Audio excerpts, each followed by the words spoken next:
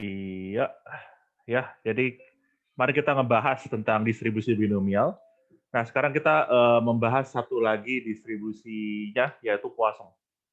Sebenarnya entah saya nggak tahu cara baca yang benernya gimana sih kalau dalam Perancis. Seingat saya itu, Mas sebut saya Poisson di sini.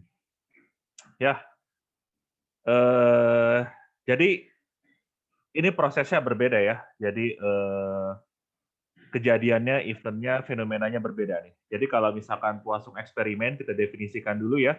Jadi ada suatu time interval nih. Time interval atau sebutlah dalam suatu area gitu ya. Mungkin sebagai contoh anggaplah pakai time interval ini.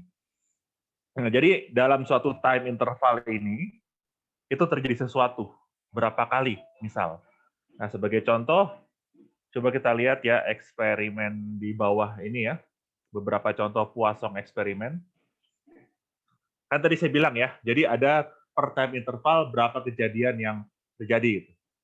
Jadi misalkan ini tuh tang ting tung dari mana sih? Dari yang masuk-masuk gitu ya. Ya sudahlah, saya kecilin dikit. Ya, jadi misalkan gini ya, ini contoh nih. Jadi ada per time interval. Jadi kalau di sini per jam, apa yang terjadi dalam hal ini adalah jumlah telepon calls per jam. Atau misalkan nggak usah selalu time interval, tapi misalkan di sini sih ada time interval semua ya konteksnya ya. Jadi misalkan saat winter berapa jumlah hari yang sekolah tutup pada winter. Oke, ini karena COVID jadi 365 hari sekolah tutup. Jadi itu beda urusan, tapi di sini contohnya misalkan winter gitu kan sering ada salju lebat, nah itu kadang kelas dihentikan. Nah, kemudian juga ada lain contoh-contoh lain, misalkan contohlah ambil kita yang agak-agak penerbangan dikit ya.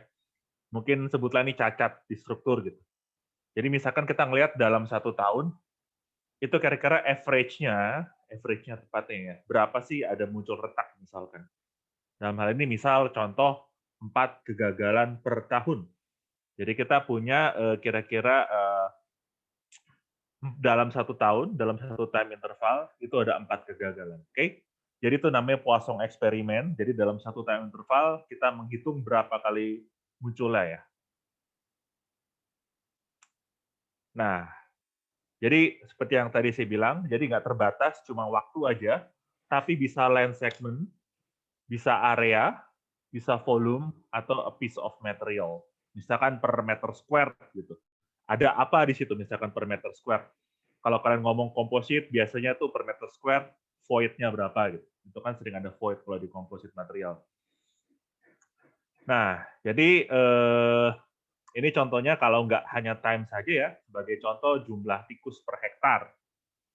Jumlah bakteria dalam suatu koloni culture lah gitu istilahnya ya bahasa biologinya, bukan koloninya juga. Misalkan per percawan itu ada berapa bakteria gitu misalkan, atau jumlah berapa typo per halaman. Oke, jadi ininya jelas ya. Jadi ada per sesuatu ada berapa kejadian di situ atau berapa jumlah sesuatu. Nah, sekarang akan kita lihat bahwa kita akan memodelkan ini dalam suatu distribusi. Jadi misalkan seperti ini contohnya ya. Misalkan tadi contohnya ini nih, misalkan nih, berapa jumlah hari yang tutup ketika lagi musim dingin. Kita misalkan punya tuh, rata-ratanya kira-kira ada 3 hari tutup, sekolah tutup pas lagi musim dingin. Yang ingin kita hitung sekarang adalah seperti ini. Oh, kita sudah tahu nih, average 3 hari tutup selama winter. Yang kita ingin tahu berapa probabilitanya bahwa misalkan tahun ini akan tutup sekolah selama 4 hari. Ya, ada 4 hari tutup. Atau berapa probabilitas akan tutup lebih dari berapa hari. Nah, itu yang kita hitung. Nah, ini Poisson proses namanya ya. Dan nanti kita lihat bahwa ini akan mengikuti Poisson distribution. Oke, nah sekarang kita lihat dulu berapa propertinya ya. Nah, jadi misalkan jadi outcome-nya berapa jumlahnya dalam satu time interval atau region itu independen dari jumlah yang akan terjadi di waktu-waktu lain. Oke, jadi kira-kira simpelnya seperti inilah, yang 1 sama 2 inilah ya. Eh, jadi misalkan probabilitasnya nih 4 kali dalam 1 tahun. Ya, tahun depan, 2 tahun ke depan, 3 tahun depan, kita masih mengasumsikan itu sama. Ya, jadi simpelnya tidak berubah dari waktu ke waktu lain ya, selama di time interval tersebut. Jadi jumlah outcome yang muncul selalu sama. Jadi kalau tadi misalkan tahun ini masih 4 hari tutup sekolah, tahun depan pun masih 4 hari tutup sekolahnya. Jadi tidak berubah. Oke, dan itu yang dikatakan juga oleh dua sih. Kalau dua itu seperti ini nih. Misalkan gini ya, berarti kalau average-nya 4 hari tutup selama setahun, berarti artinya average-nya 8 hari dalam 2 tahun. Atau 12 hari dalam 3 tahun. Nah, itu maksudnya ya. Jadi kalau saya mau ngomongin lebih simpel, 1, 2 tuh kira-kira seperti itu. Nah, ini yang 3 nih ya kalau misalkan kalau dia short time interval itu kita bisa abaikan gitu lah ya. Karena saking kecilnya gitu. Tapi yang penting kalian tahu itu. Jadi contohnya kalau 4 hari per tahun, berarti itu ada 8 hari 2 tahun. Jadi proporsional seperti itulah. Ya, dan akan kita lihat bahwa ini mengikuti suatu distribusi yang namanya Poisson distribution. Jadi dengan ini kita bisa menghitung tuh, misalkan berapa probabilitas bahwa dalam tahun ini akan ada 2 hari kita 2 hari ini tutup sekolah misal. Oke, jadi apa ini Poisson distribution? Nah, random variable adalah x, di mana x ini kita kasih nama Poisson random variable. Nah, itu adalah jumlah outcome yang muncul dalam suatu time interval atau dalam suatu area. Karena x itu random variable, itulah yang kita hitung probabilitasnya. Nah, cara menulisnya seperti apa? Ini kalau di buku Walpole dia seperti ini ya. Jadi ini adalah P ini maksudnya apa ya? Ini menandakan ini bahwa ini distribusi kosong. Oke, kalau kita pakai P besar itu kan artinya seperti ini nih. Oke, Poisson probability sums. Enggak sih. Bentar ya, saya mau ngecek sesuatu dulu. Kalau di sini dia oh ya, dia pakai P itu untuk melambangkan distribusi kosong. Karena kalau saya lihat di beberapa literatur dia pakai yang seperti ini, jadi po seperti itu. Oke, kita menuliskannya seperti ini. Jadi ingat mengapa ada semikolon ya. Dari kemarin kita ada semikolon. Yang sebelum semikolon tuh random variable ya, atau yang ingin kita hitung berapa probabilitasnya. Yang di sebelah kanan itu adalah parameter dari distribusi. Jadi ingat, suatu distribusi ditentukan oleh parameter. Kemarin kita ngebahas distribusi binomial, berarti parameternya N sama P. Ya, yaitu probabilitasnya sama jumlah trial. Nah, ini sebenarnya T ini pun bisa kalian hilangkan. Ini cuma menandakan bahwa ini terjadi di suatu time interval. Ya, jadi di beberapa literatur juga dia nggak pakai T-nya, nggak apa-apa. Yang penting tahu ini lambda-nya nih, lambda. Ya, itu yang kita hitung. Nah, lambda ini adalah, nanti akan kita lihat di bawah, cuma for the sake of complicity, saya nggak hapus itu. Sama juga seperti di sini. Jadi ini simply berarti eksponensial dari minus lambda. Udah, itu aja ya. Yaitu hanya menandakan bahwa ini misalkan given time interval. Oke, jadi sudah jelas semuanya itu ya di sini ya. Formulanya juga simple sebenarnya, bisa kita lihat nih. Nah, jadi E itu kalian tahulah E itu ini. Nah, lambda itu, ini lambda yang parameter penting. Jadi sebenarnya distribusi Poisson itu hanya punya satu parameter, yaitu lambda. Lambda akan menentukan suatu distribusi Poisson yang unik. Nah, jadi apa itu lambda? Yaitu tadi yang kita diskusikan berkali-kali. Average number of outcomes per unit time, distance, or area. Jadi kalau tadi saya bilang 4 average-nya 4 hari itu akan tutup sekolah pas winter, nah lambdanya adalah 4. Oke. Nah, itu distribusi Poisson. Jadi kalian bisa menulis pakai P ini atau pakai di beberapa buku dia pakai tulisan Po dari Poisson. Ya. Dan ini sama aja ya kalau dia pakai P gede ini itu artinya Iya, ini sebenarnya kumulatifnya ya. Kita nyebutnya Poisson probability sums. Jadi dari X sama dengan 0 sampai R ya. Jadi untuk pengingat ya, misalkan saya tulis P3 lambda T, itu bisa berapapun lambda T-nya. Nah, itu berarti adalah penjumlahan dari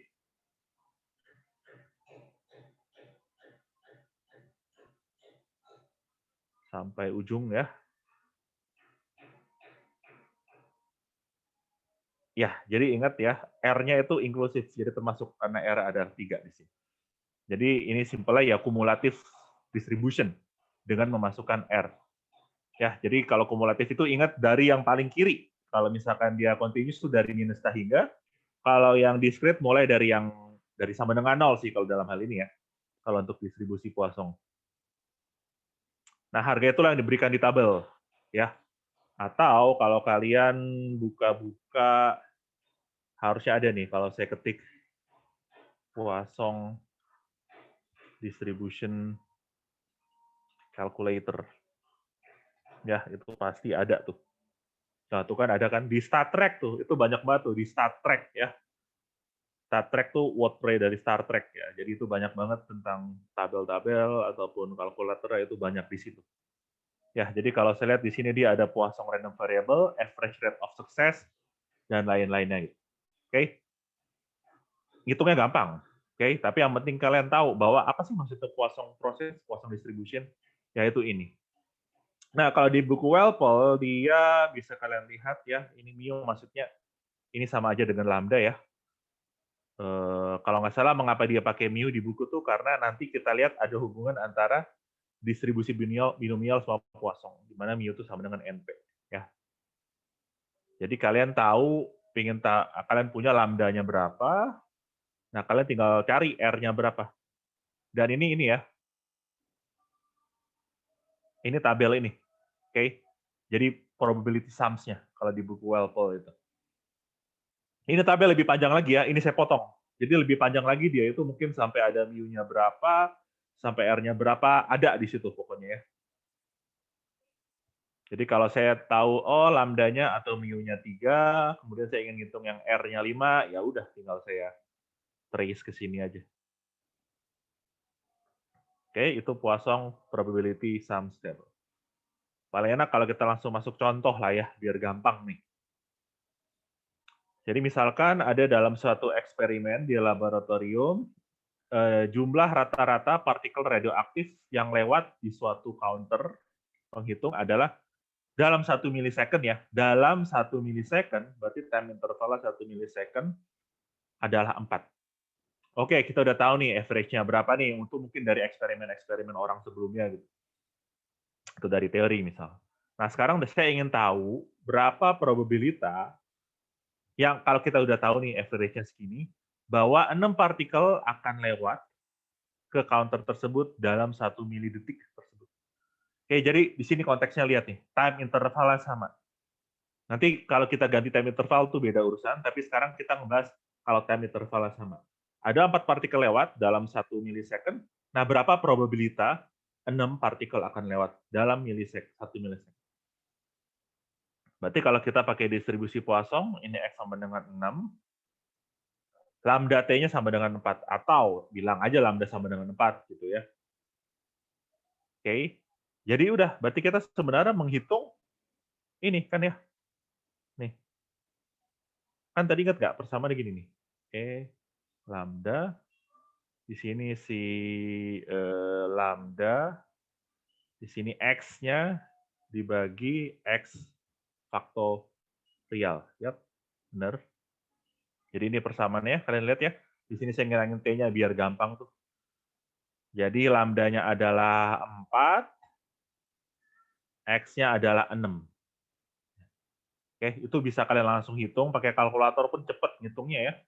Atau kalian kalau pakai yang probability sum table itu ya ini ekuivalen dengan ini. Oke, jadi ini kan kumulatif dari 0 sampai 6, ini kumulatif dari 0 sampai 5. Kalau ini dikurang ini, nah itu akan sama dengan yang kalian cari itu di sini. Oke. Karena kalian ingin hitung ini sebenarnya, ini kalian hitung. Tapi pakai agak sedikit detour, jadi kalian pakai probability sums ini. Detour tuh maksudnya kalian agak melangkah sedikit lebih jauh. Padahal mungkin kalau dalam kasus ini dia, udah itu mah tinggal masukin kalkulator aja gitu. Oke, jadi Anda dapat ini ya, 0,1042. Oke, mungkin gini deh ya, biar kalian kebayang ya. Saya memakai kalkulatornya nih. Ini saya tutup dulu, saya mau buka barengan sama kalkulator. Share screen, screen 1. Ya. Oke. Nah, jadi kita lihat nih ya. Jadi kita masih pakai contoh di atas ya. Berarti puas average rate of success-nya itu berarti 4. Ya. Poisson distribution-nya adalah 6. Calculate. Nah, ini jawabannya langsung keluar sih. Ini ngitung berarti yang pakai eksponensial minus 4 nih jawabannya nih ya. Kalau yang itu maksudnya apa sih? Yang apa namanya? Yang sums itu ya. Berarti kan ini kumulatif inklusif 6 nih. Makanya 8,933. Ya. Dikurang yang eksklusif 6. Kalau eksklusif 6 di sini kan sama dengan yang 5 nih. Ya, berarti ini kan kita melangkah agak muter dikit, itu 0,88 dikurang 0,7851, dapatlah Anda 0,1042. Oke, ini kan gampang ya, kita lihat ya. Jadi average rate of success-nya, di sini Poisson random variable sama dengan 6. Oke, jadi ini adalah si random variable Anda yang di atas ini, yang di bawah ini adalah parameter dari Poisson distribution. Nah, sekarang kita lihat lagi, contoh 2 ya. Jadi dalam satu hari, jumlah average dari suatu tanker yang sampai ke suatu pelabuhan adalah 10. Berarti di sini lambdanya 10, kita ditanya seperti ini. Ingat ya, jadi udah tahu tuh, average-nya adalah 10. Nah, tapi pertanyaan agak muter-muter dikit. Nah, sebenarnya si fasilitas di pelabuhan ini hanya dapat menghandle 15 tanker per hari. Oke, jadi average-nya 10, tapi si pelabuhan ini dia hanya bisa menampung 15. Nah, sekarang ditanya adalah berapa probabilitanya bahwa misalkan saya sebagai tanker nih, saya datang ke pelabuhan ini. Oh, ternyata saya harus diusir karena ternyata udah lebih dari udah pas 15 nih di pelabuhan itu. Nah, sekarang saya ingin tahu, kalau saya misalkan datang ke pelabuhan ini, berapa ya probabilitas bahwa saya akan ditolak karena ternyata dia sudah misalkan 15 gitu, udah pas 15. Nah, itu artinya apa? Ini kalau di mode gini saya bisa dicoret-coret juga ya. Nah, jadi sebenarnya ini yang kita hitung. Mengapa kita ingin menghitung probabilitas X lebih besar dari 15? Nah, itu kan yang ingin kita tahu kan. Jadi kita ingin tahu dalam satu hari itu, berapa probabilitanya X akan lebih besar dari 15. Artinya dia sudah penuh. Berarti ini berapa probabilitas X-nya tuh 16 ke atas. Itu yang kita hitung. Oke? Nah, ini juga masalah Poisson, karena kita punya tadi ya, average number-nya per hari berapa. Nah, jadi ini karena ini kita hitung, berarti kita sebenarnya ingin menghitung 1 dikurang ini. Oke, ini kan equivalent. Ya, sama ya, 1 dikurang ini sama dengan yang di kiri. Oke, berarti Anda menghitung 1 dikurang ini, Poisson probability sums-nya untuk lambdanya sama dengan 10. Nah, kita masukin di kanan. 10. Kita masukin yang 15 ya, biar saya bisa ngitung nih. Nah, kita ingin ngitung ini nih, supaya kita bisa ngitung semuanya. Nah, berarti kita melihat yang cumulative probability dengan memasukkan 15. Nah, ini nih. 0,95126. Dan itulah yang ingin Anda hitung di situ. Oke? Saya harap cukup jelas ya. Ini mungkin saya tampilkan gini aja. Kalau kayak gini, kelihatan nggak slide-nya? Supaya saya bisa pakai kalkulator samping ini. Apakah terlihat?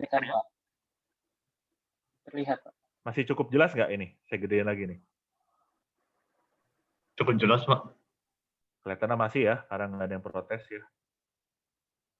Mungkin saya agak zoom dikit ya. Zoom, zoom. Nah, ini mungkin bagusan nih. Jadi supaya saya bisa langsung pakai yang di ini. Mungkin sedikit lagi. Oke, kita lanjutkan.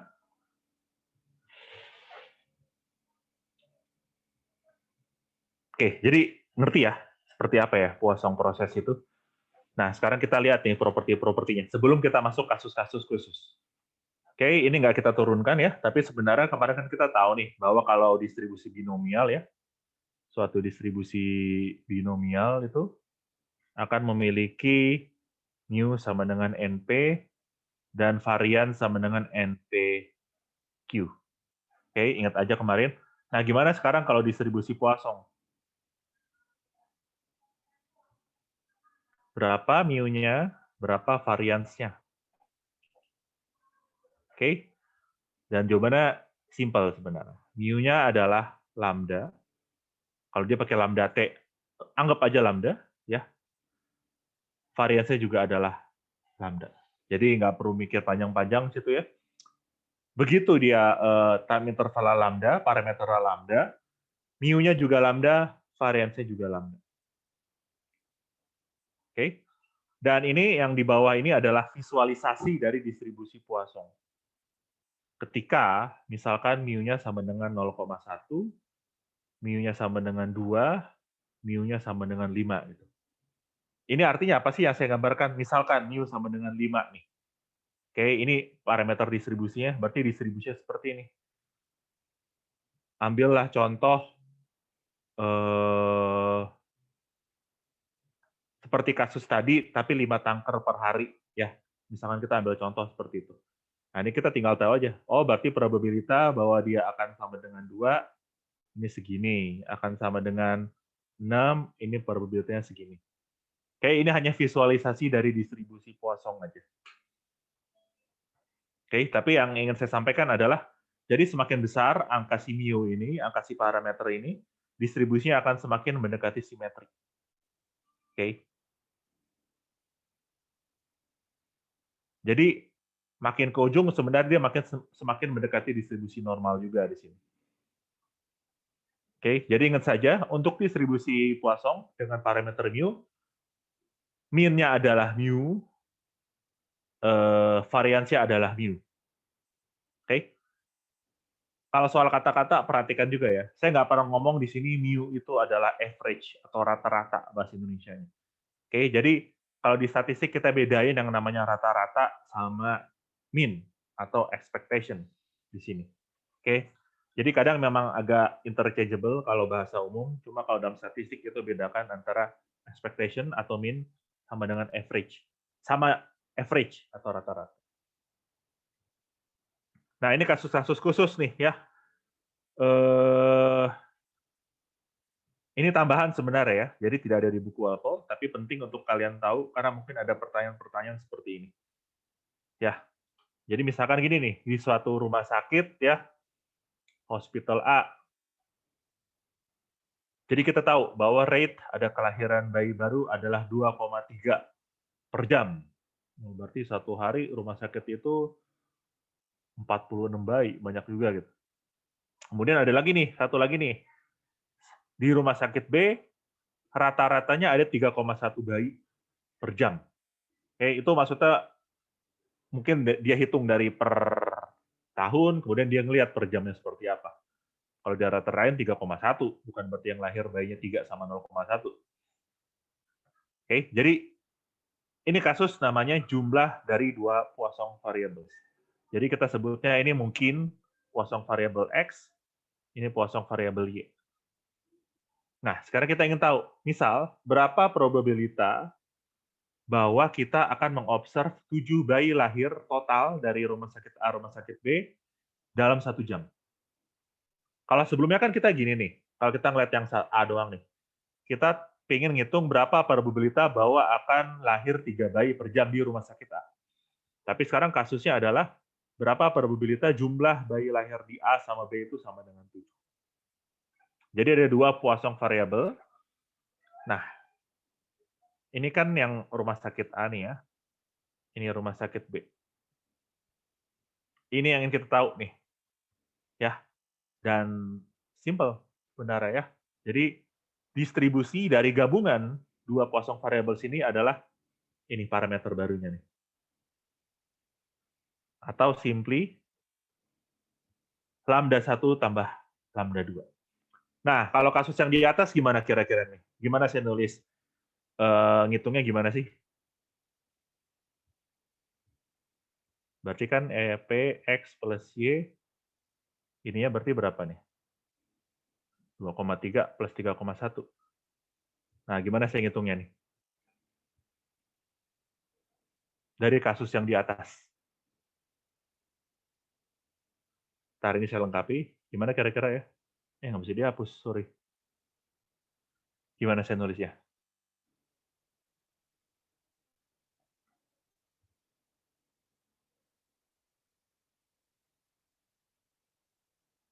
Di jumlah aja, Pak. Silakan, itu Muhammad Gel siapa tuh, maaf? Di jumlah aja nggak, Pak? Ada Yang yang mau menjawab? 2,3 tambah 3,1. Apa nih yang harus saya tulis di sini nih? P7 semikolon 5,4. Nggak ada yang mau jawab? Ada yang ngechat apa nih? Maaf, sepertinya bab. Sorry. Saya mute tadi ya, karena tang ting tung tadi. Maaf, makasih Eduardo sudah mengingatkan. Silakan tadi Muhammad ya.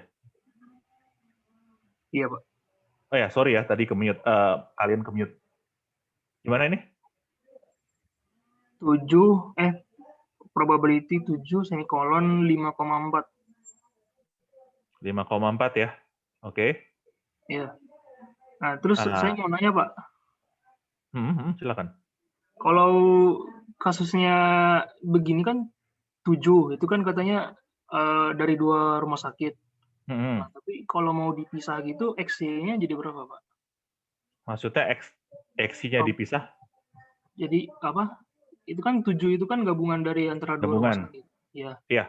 Nah, kalau untuk tahu apa jadinya kalau dibagi 2 gitu jadi 3,5 Pak? Nggak dibagi 2 gitu sih. Sebenarnya kita ingin cari totalnya ini, totalnya sebenarnya. Ya, cuma kalau misalkan kamu ingin tahu berapa probabilitas itu 5 lahir dari A sama 2 lahir dari B, misal, itu kan berarti jadi independen di situ. Jadi terpisah. Nah, sekarang ini beda kasusnya. Sekarang kita ingin tahu jumlahnya aja gitu. Kita nggak peduli A sama B, di jumlahnya segini. Jadi diabaikan ya, Pak, apa? Jadi diabaikan. AB-nya itu. Ya, jadi benar-benar penjumlahan dari dua-duanya aja. Jadi 7 itu ya pokoknya dari A sama B pokoknya jumlahnya 7 gitulah. Jadi bukan kasusnya seperti tadi, oh saya pengen tahu kalau 5 dari A, 2 dari B berapa gitu. Nah, itu kan jadi terpisah. Oke. Ya ini kan berarti berapa nih? Saya lanjutkan nih. Oke, Pak.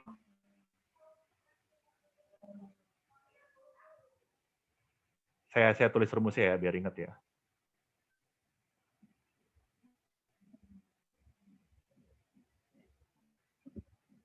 Sorry. Ya benar. Berarti berapa nih?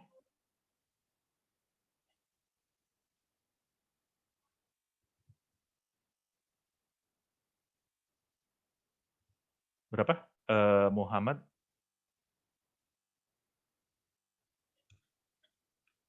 Lambdanya berapa? Yang baru ini? 5,4, Pak. Ya, lambdanya 5,4 ya. Berarti kan nih berarti 5,4 nih. 5,4, X-nya 7. 7 faktorial. Nah, dapatlah Anda hasil ini. Oke?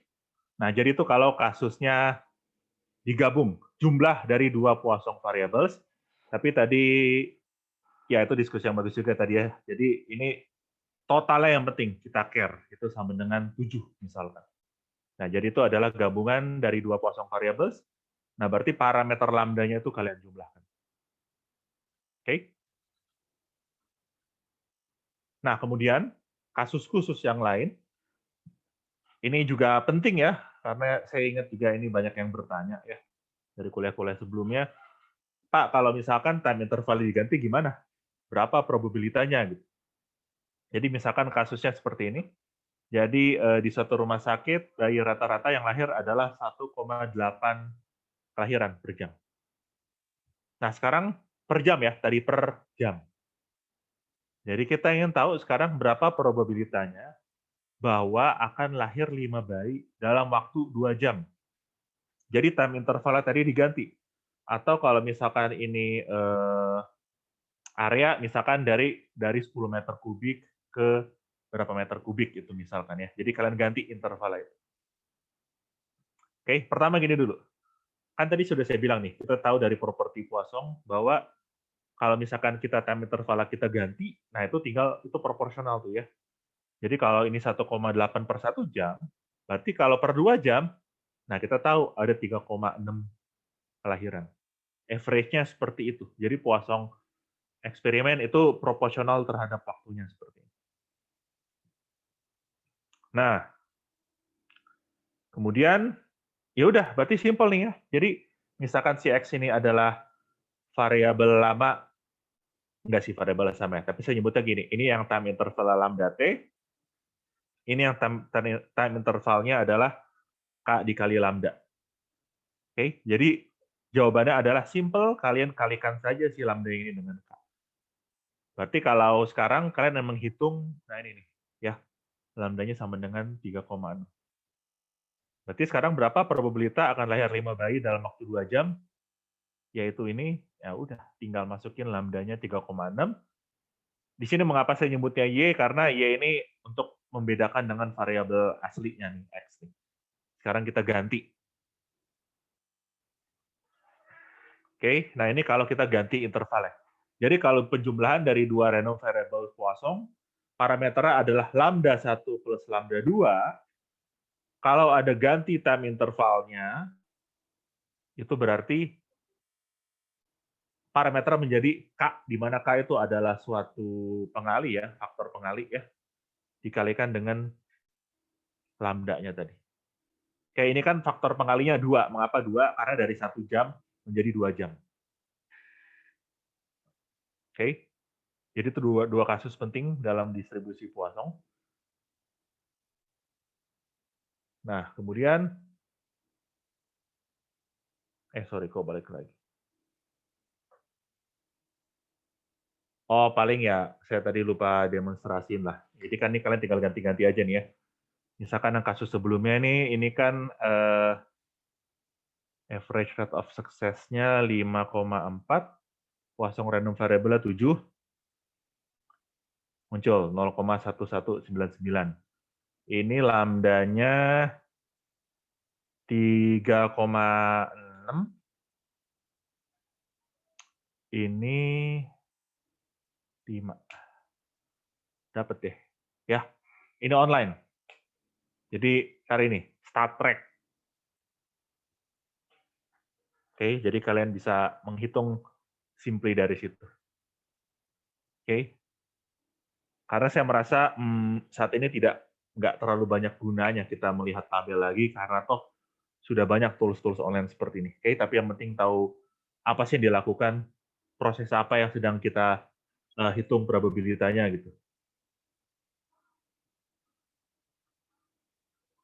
Nah, ini terakhir ya, untuk distribusi binomial ya. Jadi distribusi Poisson, jadi ada kasus-kasus seperti ini nih. Jadi ada kalanya suatu distribusi itu bisa kita dekati dengan suatu distribusi tertentu. Nah, jadi kita menyebutnya limiting distribution. Jadi binomial distribution, ketika dia mencapai limit tertentu, parameternya, itu akan mendekati suatu distribusi lain. Oke, nanti ada juga limiting distribution yang lain-lain tuh. Misalkan nanti di ngomongin distribusi continuous, ada beberapa kasus limiting distribution-nya itu mendekati distribusi normal. Jadi dari satu distribusi, ketika dia mencapai limitnya dari satu parameter, dia akan mencapai distribusi yang lain. Nah, dalam kasus ini, binomial bisa kita dekati dengan Poisson ketika P-nya itu mendekati 0 dan N-nya itu menjadi semakin besar. Oke, jadi kalau kita coba lihat ya, kita ngambil limitnya pun itu akan mendekati distribusi Poisson. Nah, itu yang saya maksud di bawah tuh ya. Jadi simpelnya, kalau N-nya menuju suatu distribusi binomial, ketika N-nya menuju hingga, P-nya mendekati 0, ya maka itu angka NP-nya ini akan mendekati suatu angka mu, di mana si mu ini, kalau dalam distribusi Poisson adalah si lambdanya ini. Jadi distribusi binomial dengan parameter NP, kemudian dengan N yang menuju hingga, dan P mendekati 0, itu akan menjadi distribusi Poisson. Enaknya apa? Enaknya apa nih? Enaknya adalah, kalau dalam kasus ini, kalau tadi kita pakai distribusi binomial, itu kan ada 2 parameter ya. Jadi kalau ngeliat tabelnya tuh lebih pusing. Sementara kalau distribusi Poisson, itu hanya 1 parameter. Ya, 1 parameter yaitu mu itu. Di sini mu adalah lambda, di mana mu-nya adalah N dikali P. Oke, ini maksudnya nggak perlu sampai hingga banget ya. Tapi maksudnya adalah ketika N-nya tuh cukup besar dan P-nya cukup kecil. Nggak berarti kita masukin N hingga P-nya 0, tapi ketika N cukup besar dan P-nya itu cukup kecil, maka kita akan bisa mendekati dengan distribusi Poisson. Oke, mungkin kalian bertanya, kenapa kita perlu melakukan ini? Ya, tapi tadi satu motivasinya adalah kalau zaman dulu tuh orang susah tuh ngelihat tabel itu lebih mudah kalau parameternya lebih dikit. Kayak sama kalau misalkan ada orang mau mendalami statistik, limiting distribution itu penting. Ya, ini yang statistik udah level dewa sih, maksudnya yang udah makin hilang angka-angkanya.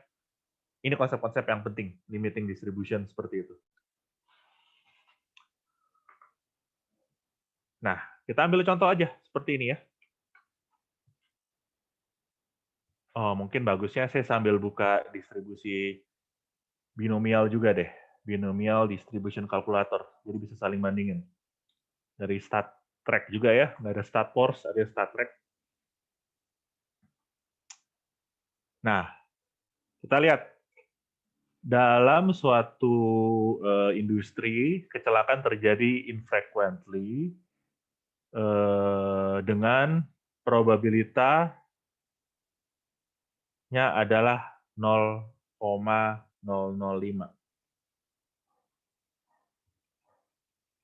on any given day, ya. Dan accident-nya independen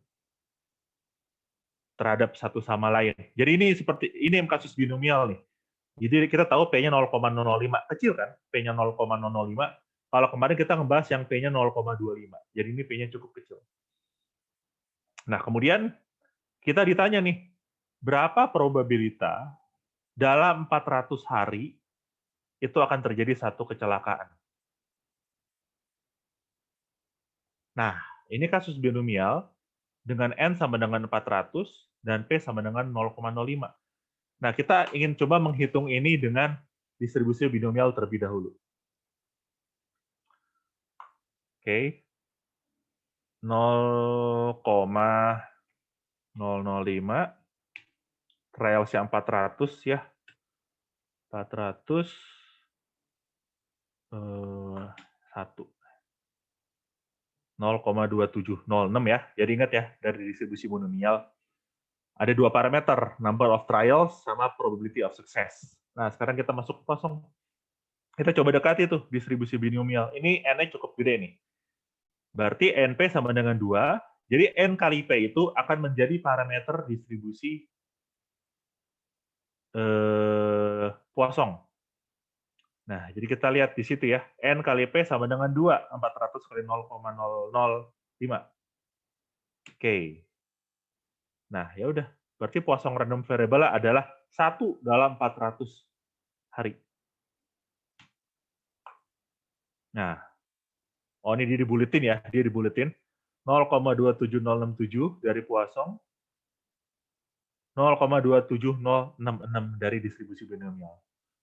Jadi mirip sekali ketika dia menuju limit itu. Nah, sekarang berapa probabilitas bahwa akan terjadi paling tidak 3 kecelakaan? Nah, kalau paling tidak, nah itu kan berarti kita ingin menghitung ini. Oke. Oke. Ini berarti pakai yang kumulatif nih ya. Berarti lambda-nya juga masih 2, tapi Poisson random variable-nya 3. Dan kita menghitung kumulatif lebih kecil sama dengan 3.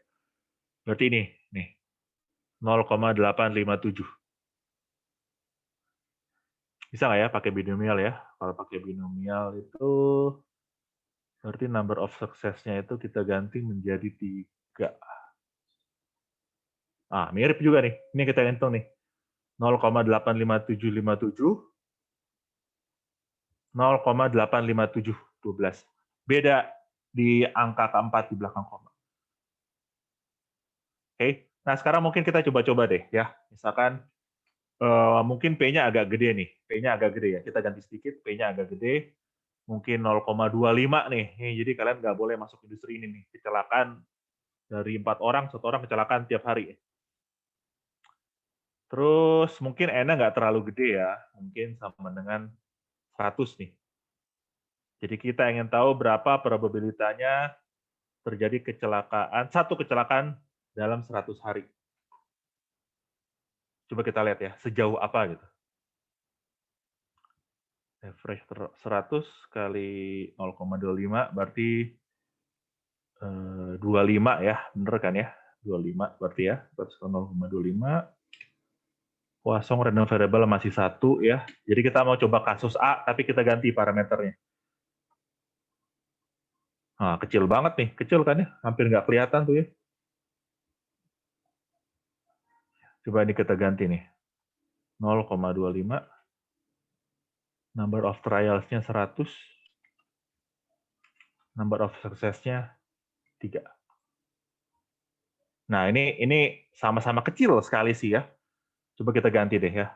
20. Wah, ini keluar angkanya nih. 20 dikali 0,25. 5. 0,033, 0,02. Ya cukup jauh. Bedanya 0,01. Jadi ketika number of trials-nya dikit, probability-nya besar, nah maka itu hasil perhitungan dari binomial sama dari Poisson itu akan saya ganti ya. Number of trials-nya berarti 5 ya. Oke, beda lah. Average rate of success, berarti kan P-nya 0,25. Tadi saya mau N-nya berapa sih? N-nya 20 hari tadi ya? Ah, bener berarti, sorry. 20 hari berarti. Ya, itu kan yang di sini yang N kali P-nya nih. Oke, jadi beda ya. Jadi intinya, dia akan semakin mendekati hasil Poisson sama hasil binomial ketika P-nya kecil, N-nya besar. Oke, ini contoh lain.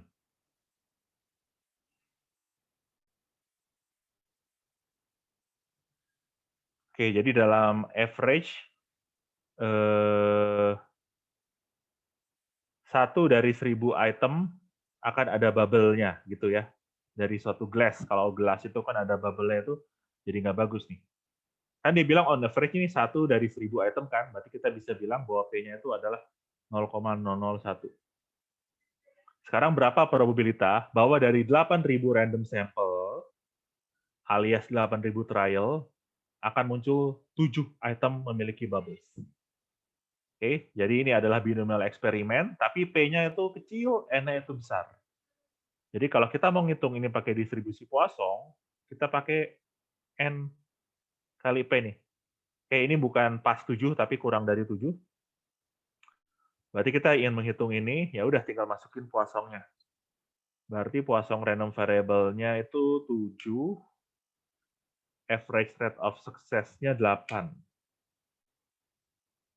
Nah, kita ngitung yang cumulative probability yang ini nih. P, X lebih kecil dari 7, sama dengan 0,31337 di situ. Gimana kalau binomial? Berarti 0,001, N-nya 8.000, number of success-nya 7. Kita cari yang kumulatifnya. Nih ya. 3,13, 3,13. Mirip. Nah, itulah. Kita bisa mendekati distribusi binomial dengan distribusi Poisson. Jadi kita hanya perlu memakai satu parameter aja dan bukan dua parameter seperti binomial. Ya, that's it untuk hari ini. Apa ada pertanyaan sebelum saya tutup? Minggu depan itu di Pak Hairul, distribusi yang continuous. Silakan kalau ada yang mau bertanya. Mohon maaf Pak sebelumnya. Apakah absensi sudah dibuka ya Pak? Sebentar. Pak Hairul, apa sudah dibuka Pak? Maaf. Oke, saya cek ya. Oke, sembari Belum, saya... Pak. Belum ya? Belum dibuka, Pak. Ya udah, tar ya. Tunggu. Saya pakai HP dulu. Sekarang tanggal 25.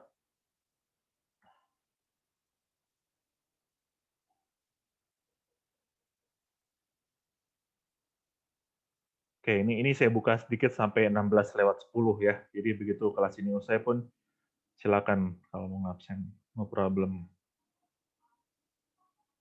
Materinya soal distribusi Poisson. Oke. Aktifkan. Harusnya udah ya, coba kalian cek. Sudah, Pak. Ya, bagus, mantap. Ada pertanyaan? Permisi, Pak. Ya. Ini saya mengenai Poisson, saya ada lumayan banyak pertanyaan. Iya, oke. Ini saya mulai dengan yang paling simpel dulu. Sebelumnya boleh ke yang aproksimasi binomial Oke. Aproksimasi dengan Poisson. Ini. Nah, sebenarnya apakah suatu hari nanti akan dijelaskan mengenai bagaimana penurunannya ini? Soalnya saya pakai aproksimasi Stirling ini nggak dapat bentuknya, walaupun secara garis besarnya itu sudah dapat, lambdanya udah dapat, eksponensialnya udah dapat, tinggal perlu diutak-atik dikit, dia bisa kebentuk bandingnya. Jadi di kelas ini tidak diturunkan ya. Dan tapi banyak itu kalau Anda buka internet ya, mungkin Anda pengen nyocok-nyocokin hasil Anda dengan penurunan orang di internet itu banyak sekali penurunan binomial ke Poisson.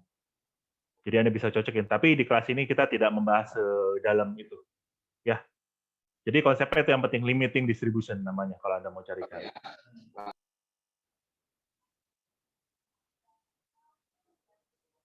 Halo, Brian? Iya Pak. Ya, jadi kita bahas itu penurunan detailnya di sini. Selain itu Pak, untuk X ini rentangnya bisa dari 0 sampai N kan Pak? Untuk si mananya? X? Iya Pak. Iya, bisa dari 0 sampai N. Cuma mungkin kalau si mu-nya itu besar ya, itu yang dari 0 itu akan semakin kecil. Bisa Anda lihat nih ya, ini kalau misalkan dia mu-nya kecil, ya kan jelas nih, yang 0 ini dia cukup besar nih. Tapi semakin dia bergeser ke kanan, angka mu-nya itu akan semakin kecil. Jadi sebenarnya untuk distribusi Poisson, Anda bisa ngitung dari 0 sampai X-nya gede banget sekalipun. Jadi terdistribusi dari 0 sampai tahingga sebenarnya. Walaupun jelas, kalau tahingga itu pasti udah mendekati 0.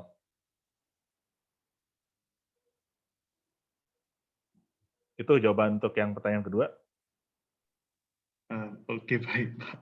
Tapi aproksimasi saya ini ada kesalahan besar. Iya. Lanjutkan saja itu. Bagus kamu nyoba-nyoba sendiri. Selain itu Pak, mengenai... Sorry. Itu ada pertanyaan di Yehuda ya. Cuma nggak apa-apa, kamu dulu. Nanti Yehuda saya jawab abis ini. Oh, baik Pak. Sebenarnya ini saya agak bingung. Ini kan mainnya discrete. Nah, Kalau eksponensial dan kawan-kawannya itu, saya jadi mikir, sebenarnya dulu ada masalah apa sama latar belakangnya itu gimana sehingga bisa terjadi perumusan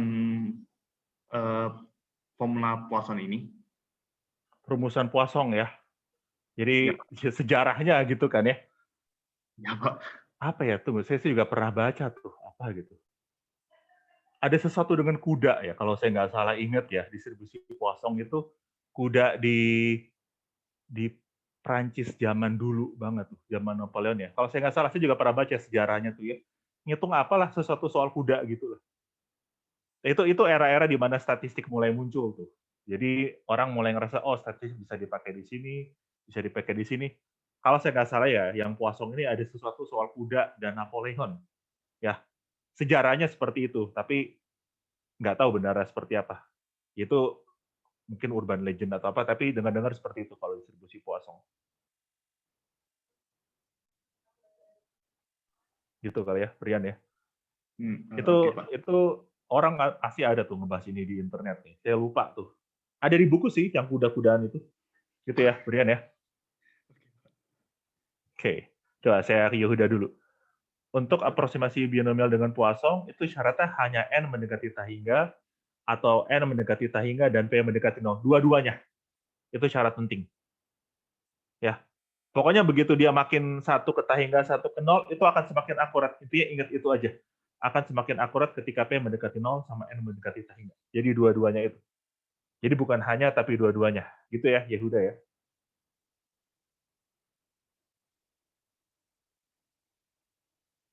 Oke? Oke, jadi saya stop sharing dulu. Ada lagi yang nanya nih. Oke, ini terakhir ya, Rifki ya. Izin bertanya, untuk kasus yang rentang waktunya berubah, apakah untuk pengalian K hanya bisa dilakukan untuk lambda, atau boleh X yang dikali dengan K-nya, Pak? Kalau ngerubah distribusinya, itu yang dikali adalah si lambdanya itu, bukan si X-nya itu. Ya, kalau kalian mengubah distribusi. Kalau kalian mengubah time intervalnya. Jadi nggak bisa yang X dikali dengan K-nya di situ. Soalnya kan kita mengubah time interval kan ya. Nah, berarti tadi misalkan 1,8 per jam, kalau kita mengubah time interval kan jadi 2 jam, jadi 3,6 per jam. Jadi bukan X-nya dikali 2, tapi lambdanya itu, parameter dari distribusinya yang berubah.